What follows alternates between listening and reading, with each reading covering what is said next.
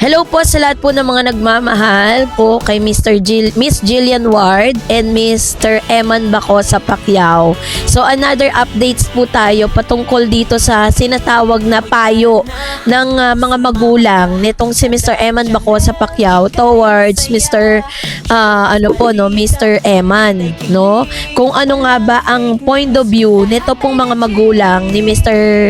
Eman na si Mr. Manny Pacquiao or Senator Manny Pacquiao with regards dun sa journey at dun sa kung anong dapat priority nitong si Mr. Eman. Pero bago yan, of course, if you haven't subscribed yet to my YouTube channel, please don't forget to like, share, and subscribe at i-hit mo na rin ang notification bell for more showbiz updates. Bago tayo, of course, magpatuloy sa ating updates for today's video, nais ko pong pasalamatan kayo for always watching and trusting this channel. Thank you so much sa inyong laging panonood at palagi ang pagsubaybay sa mga updates po natin. Maraming salamat po. At ngayong araw, bago tayo magsimula, ay magre-react lang tayo kasi may nakita na naman akong isang comment na medyo hindi kagandahan, at sasagutin lang natin. Hindi natin to binabasa o hindi po natin to sinasagot kasi para po i-bash nyo siya or para po magkaroon ng di magandang comments toward them, but para bigyan ng katwiran yung mga kumakalat na fake news. Kasi meron po kasing nagko-comment na parang merong daw komento si Mr. or si Senator Manny Pacquiao with regards to Miss Jillian Ward. Sabi niya kasi dito sa comment niya, para sa akin hindi mapagkakatiwalaan si Jillian sa mga tinginan nila ni Rahil. Yun na tama. Sabi niya, yun na, tama si Manny. May napapansin siya kay Jillian. Ayan. So, ano bang napapansin niya kay Jillian? At hinahanap ko po yung mga interview, ni Senator Manny Pacquiao. Kung totoo talagang nagbigay siya ng statement na sinasabi po ni Mr. Constancio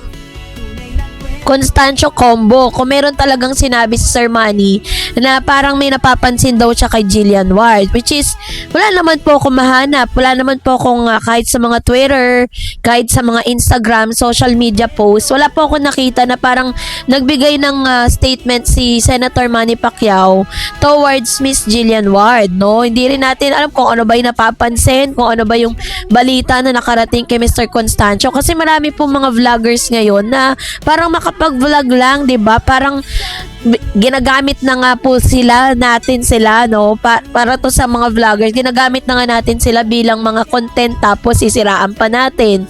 'Di ba? Parang hindi naman po makatarungan, 'di ba? Kaya naman I'm here to defend the side of Jillian kasi si Jillian, sabi niya nga po sa kanyang interview, never po siyang nagko-komento, never po siyang kumikibo at nagbabasa ng mga comments, lalo na yung mga bad comments, kasi parang at the end of the day, wala pong iniisa man sa atin ang totoong nakakakilala kay Jillian. Dumidepende lang po tayo dun sa mga balitang lumalabas, sa mga interviews na sila mismo, sa kanila mismo nang galing. Ngayon, si Miss Jillian po kasi parang sobrang bombard na siya sa mga negative comments, Magbihis lang siya ng sexy, ang dami na po mga komento, 'di ba? Tapos dinadamay pa si Senator Manny Pacquiao na tatay ni Mr. Eman na wala namang sinasabi, na napakatahimik lang sa isang tabi, 'di ba? Never na naging kontrabida sa kung ano mang meron si Mr. Eman at saka si Miss Jillian Ward. So sa kanyang interview po dito sa Roar Nation, na ito po ay kasunod ng interview na naganap, at tinanong po siya dito, at hindi itong comment, hindi ko alam kung ano yung napapansin kay Jillian, kasi for the record, linawin natin, si Rahil po, kaya po siguro nakakita po kayo na parang super close silang dalawa, 'di ba? Kasi bago pa man po dumating sa buhay ni Miss Jillian Ward, itong si Mr. Eman Bacosa Pacquiao, bago pa sila nag-meet, magkakilala na po at magkaibigan na si Rahil at saka po si Miss Jillian. Kaya hindi po natin may kakaila or hindi po natin na mapipigilan na maging close silang dalawa kasi sila po yung unang nag-meet. Sila po yung unang magkakilala, sila yung unang magkaibigan. Pero other than that, wala naman po silang sinasabing magkarelasyon sila at lagi namang idinideny ni Rahil na nililigawan niya si Jillian. Kasi po si Rahil kasi I don't know alam ko po kasi siya po ay isang Muslim. Isa po siyang Muslim at parang meron po kasi sa mga tradisyon po nila, 'di ba, na parang meron kailangan silang sundin sa mga kultura nila. The reason why parang hindi po ganun ka-possible na maging magkarelasyon silang dalawa ni Miss Jillian, 'di ba? Hindi ko alam bakit ganun yung mga sinasabi kay Jillian. Wala naman po ako nakikitang masama at wala naman po ako nakikitang hindi magandang ginawa ni Miss Jillian. Kumbaga, nalinis naman niya yung pangalan niya doon sa issue po ni Mr. Chavit Singson, 'di ba? Tapos naman na yung issue na yun. Pero hanggang ngayon, pinupukol pa rin siya ng katakot-takot na mga bad comments. So anyways, eto na no, pakinggan po natin yung komento dito ni Mr. Manny Pacquiao. Panoorin natin. Sinabi po ni Mr. Eman.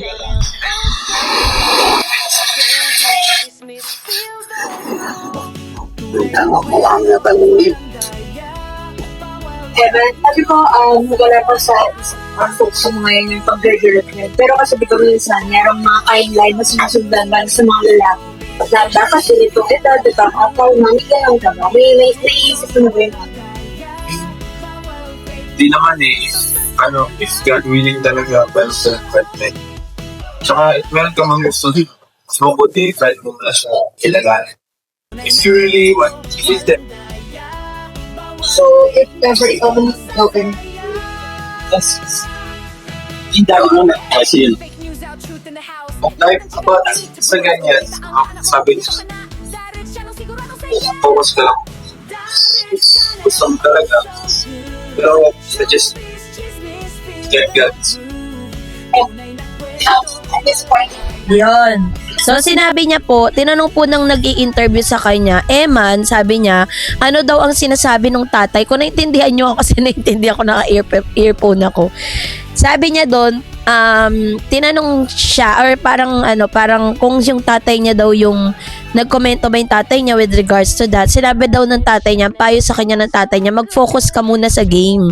Sabi niya, and then kung hindi mo talaga, kahit gusto mo talagang kung itatranspose natin yung statement you need to pray for that. Sabi niya, let God decide. Yun yung mga sinabi ni Mr. Eman Baco sa Pacquiao na parang yun yung sinabi sa kanya ng tatay niya.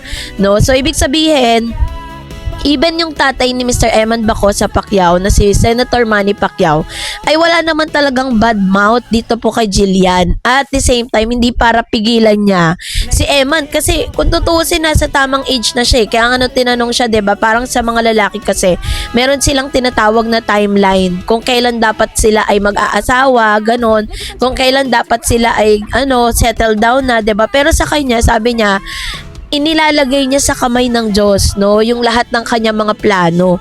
So, yun yung kanyang sinasabi dito. Kaya talagang, although napaka-soft-spoken, napakahina ng boses, siguro kailangan matrain din si Mr. Eman when it comes to, paghaharap siya sa publiko. Dapat napaka-confident siya, tapos, yun yung dapat niyang iaral. Tapos, kapag magsasalita siya, make it clear para at least, minsan kasi nami-misinterpret ng mga nakikinig, lalo na't sobrang hina ng boses ni Mr. Eman. Kaya nga ako sobrang pakinig ko talaga, 'di ba? Kasi ito live to kaya parang hindi na rin siguro na edit nung parang nag-post nito sa YouTube. Kaya ganito kahina. Kaya talagang super dinig talaga ako. So anyways, maganda naman po yung naging outcome ng kanyang interview. At although napakatipid na mga sagot niya, pero ang gusto niya talaga sa isang girl, yung God-centered yung magiging relationship nila. At the same time is pinatunayan lang dito ni Mr. Eman Baco sa Pacquiao na hindi siya pwedeng kontrolin ng kahit na sino, no? Talagang lahat po yan ay parang hinihingi niya yung kung ano yung will ng Lord para sa kanya at the same time para sa kanyang buhay. Kaya naman napakaswerte, no? At napaka-blessed ng babaeng talagang magugustuhan ni Emma, no? At alam natin kung sino yon, wala nang duda. So kayo po, anong nyong saloobin patungkol dito? Mag-comment kayo sa comment section. And that's it for today. For more videos and updates, please don't forget to like and subscribe, and please don't forget to follow my Facebook page, Dar Eds TV and Dar Eds channel. God bless everyone!